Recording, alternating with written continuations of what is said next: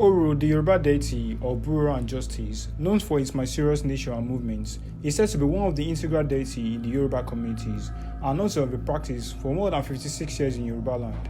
In this video, we're going to be learning about the purpose, the aim, the practice, and the criticism that surrounds the ORO as a whole, Yoruba land. Let's get started with the video. ORO's purpose in any town or community is to maintain law and order by cleansing and purifying the community through the practice of rituals. It is celebrated annually as a festival, usually around June and July, during which it compulsorily makes appearance. It's also called upon during specific events like the demise of a king and important officers, and also during the time of distress. It all depends on the town.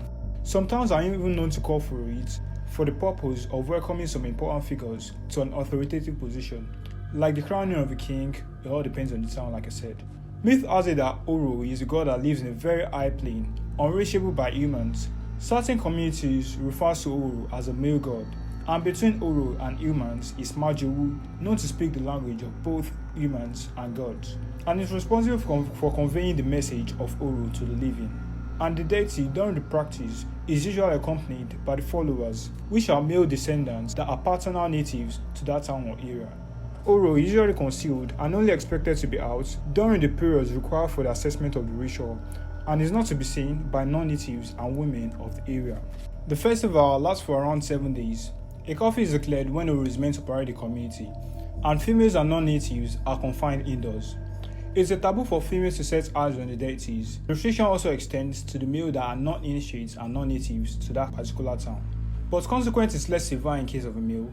Based on oral history, death or fatal consequence awaits any woman who sees the deity or observes the priest during the performance of the ritual. Though the life of a man will be spared if caught outside, he just has to hide as the deity and his worshipper passes by. The parade is usually carried out at night in darkness. Street lights are even required to be switched off depending on the intensity of the ritual. But before the procession is carried out, some propitiation in form of ritual are carried out by the chief priest in charge before the movement is embarked on.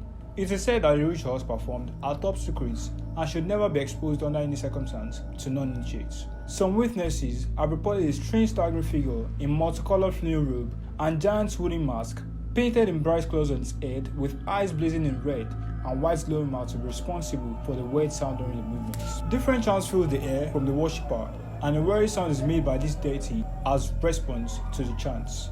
The sound is known to travel for several kilometers, and it serves as a warning signal for everyone, especially women, to retire indoors. The whole parade is then concluded at the king's palace before the figure retired to his sacred grove. After the procession has been carried out, order is believed to have been restored and every activity resumes back to normal. Due to some human rights limitation, like movement restriction during the curfew placed by the traditionalists, there has been many criticism concerning socio-economic activities. Example is when curfew was placed during daytime when West African examination was taking place in Idiroko, which prevented some students from taking the examination, and also in some way that it affected the employees from leaving for work. And there has been certain intervention by the government to reduce the performance time to the dead of the night, especially in rural and urban areas. And a particular constitutional act stating that not under any circumstances should human rights be limited except if placed by the head of state under life-threatening conditions. And this constitutional power doesn't extend to any traditional leader. So let me know your thoughts in the comments and what you think about the whole practice. Should it be abolished, or should be given freedom to go about the rituals? Also, like and share if you find this video helpful in any manner. And also, consider subscribing and hitting the notification bell if you enjoy content like this. Stay great, till next time.